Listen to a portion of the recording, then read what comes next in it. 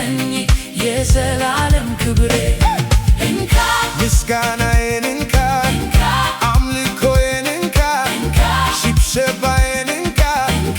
እልልታዬን እንካ ይገባሃልና ጌታ ይገባሃልና ይገባሃልና ኢየሱስ ይገባሃልና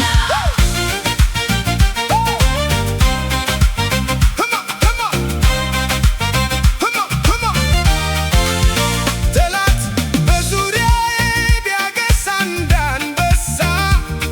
ከለላዬን ሳይ ቢጮህ ቢያገሳ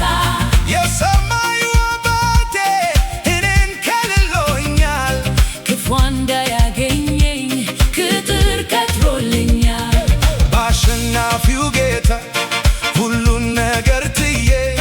በመንፈሱ ብርታት ቆምኩኝ ቀና ብዬ በኃይል አይደለም ወይም በብርታቴ